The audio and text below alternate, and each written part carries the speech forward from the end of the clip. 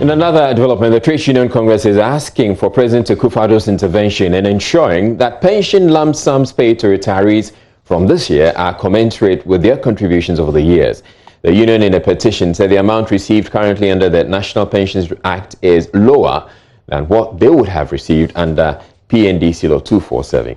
We've been joined on the line by the Public Relations Officer of the TUC, Na Ayele Adefio, joining us via Zoom. Thank you very much. Now, you did indicate in your petition that retirees are receiving lump sums that do not match their contributions. What has been the formula used to calculate the lump sum over the years, and why are you raising the concerns now?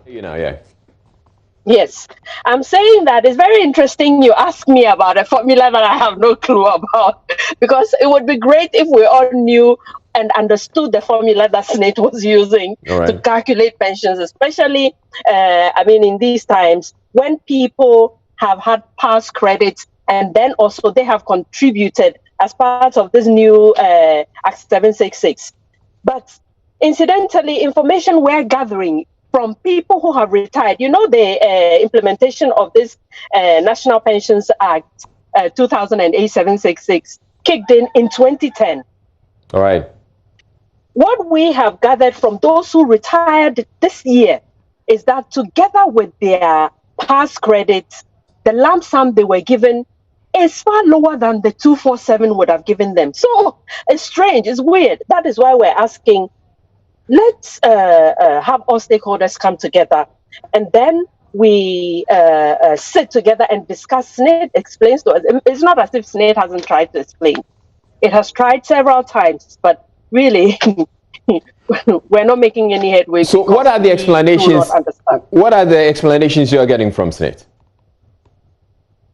Well, SNIT has done its calculations, and SNIT has done what it is supposed to do with its past credit and the lump sum. So we want to understand what is going on, because we haven't had any explanations. I thought you said SNIT has been explaining. No, SNIT is telling us this is what the people have to take home. But we're asking, if that is the case, with the Cap 30, which is the 247 we're referring to, people took home what they did without their contributions. But here, we have contributed. So how come the take home is so small? As far as their pension lump sum is concerned. And that is the question we're asking. For SNIT to explain, at least we need some explanation. And these people who have gone or going home this year, 2020, would need to understand, is it the calculation that is wrong? Or what is the problem? We need to understand. What sort of disparities are you talking about here? 30% below the expectations, 40%, 50%? It's difficult to say at this time, because depending on what level you are, you get a certain percentage. The idea is for you to get 25% lump sum of your contributions together with the past credit. So if 25% ends up giving you maybe 3,000 or 4,000 lower, then you would raise questions. So the 25%, depending on which level you are on, you also get a certain amount. But we need to understand the calculation very well, because it doesn't make sense that when you didn't have your second tier or your own contributions, which was invested, you under the Cap 30, you had more money than when you had the past credit and then your contributions, and then that contribution was invested. It doesn't make sense. If you were taken higher than, then why did we go on the 766 if it's going to give us lower? That's the question we're asking. All right. So have you actually engaged SNIT as far as these grievances are concerned? Because I'd want to think that you'd engage them. If you hit a snag, that is when you'd want to petition the president, as you've indicated. These discussions have been going on for a very long time. This issue of pension, and I'm sure that you are aware that discussions on pensions and the calculations, especially on the first tier, is an issue that have been raised time and again at organized labor level, at TUC level, and we haven't made much of a headway.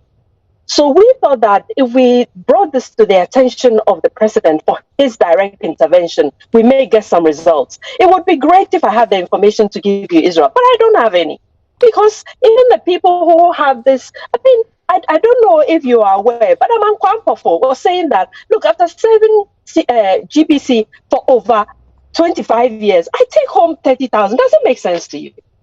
It doesn't make sense to any of us. So we all want the answers, which is why this letter. And if we didn't go to the president, perhaps we may never make any headway. All right. Now, your outfit is also warning of more job losses in the coming months if government does not intensify its intervention measures. What would you want to see done differently or improved? What we have talked about in the Secretary General's point that he made earlier is that all sectors across board have been affected. But there are certain sectors that have been affected more than others. For instance, I can cite the example of the hospitality and tourism industry. That has been hard hit. The hotels were almost not operating. In recent times, 1 or 2 have started business, but it's like, too few and far between. So what we're asking is, government has given certain amounts to cushion businesses. So we're saying that it would be great if we could look across board. Because, for instance, yesterday I was talking to one of the general secretaries of the organizing in the construction industry.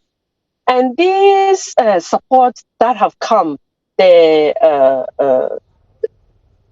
can't remember immediately what the tag that has been given to it. But then these support would have to go across board so that everybody gets the benefit from this. But then we understand that, fine, you're giving certain small businesses, medium-scale businesses, but then if we could also look at businesses that employ more, perhaps then we could have that kind of, and for me, I don't know if the hotels, for example, have been supported as far as these measures that have been put in place by government, go.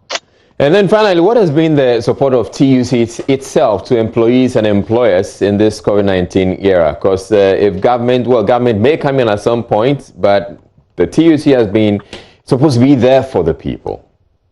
Yes, indeed we are. We are there for the workers, Israel. You are aware that TUC would call attention of government or the attention of government to these areas. We are the people on the ground. TUC is the trade union working directly with workers in all the sectors. There are 20 national unions that the TUC have as affiliates, and they organize in all the sectors. What we have done so far is to tell government, well, our data, information we have collected on the ground shows this and this and that. So we think if you supported this area, it would be better. So we help the government with information because indeed, it's no news that TUC is on the ground and its members are on the ground. They feel the pain. And so if there's any attention that needs to be brought, we bring this to the attention of government and we suggest or propose that if these measures were taken, we think it would help and all that. I mean, you may know that recently government, in fact, when the finance minister was presenting his budget to parliament, he talked about training and retraining and also pointed out the fact that government wants to bring up employment benefits, unemployment benefits. That's what he said precisely. Those words. And these are some of the ideas that the TUC came from TUC. But it is not the case that TUC is offering any helping hand to any worker that's lost their job or anything. You can't chip in anything at all. We don't have the money to do that. We work with. Remember that TUC is the labor of the tripartite. We work with employers. We work with government as the tripartite. And the money is with employers, Israel. The money is with the employers and with government, because government as an All employer in this case. All right. Yes. Thank you. TUC can bring, okay, so we gather the information. We think if you look here, it would help all of us. So that's what we do, and that's what we're good at doing. All right. Thank you very much. Nayeli Adefio is the public relations officer of the TUC.